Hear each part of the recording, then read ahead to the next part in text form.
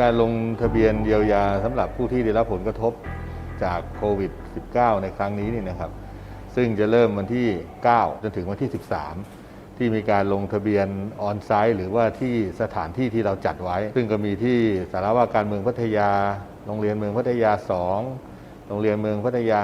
5 เมืองพัทยา 7 เมืองพัทยา 8 แล้วก็เมืองพัทยา 10 ที่เกาะล้านแล้วก็ยังมีการลงทะเบียนโดยที่ให้ทางชุมชนโดยประธานชุมชนเป็นผู้ดูแลเพราะว่าจะได้อำนวยความสะดวกสำหรับคนที่อยู่ในชุมชนที่ไม่สะดวกในการเดินทาง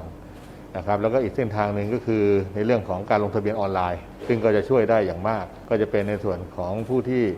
มีทะเบียนบ้านอยู่ในเขตเมืองพัทยาก่อนวันที่ 1 กรกฎาคมนะครับที่เรามีมติไปตอนช่วงนั้น ซึ่งในการโอนเงินเยียวยาเนี่ยจะโอนผ่านบัญชีธนาคารได้ทุกธนาคารนะครับแล้วเราได้มีการประสานงานแล้วนะครับขอความร่วมมือว่าอันนี้เป็นเรื่องของการช่วยเหลือประชาชนก็จะไม่มีในส่วนของเรื่องการหักค่าธรรมเนียมใดๆนะครับซึ่งตอนนี้ก็ได้รับความกรุณาจากธนาคารต่างๆนะครับที่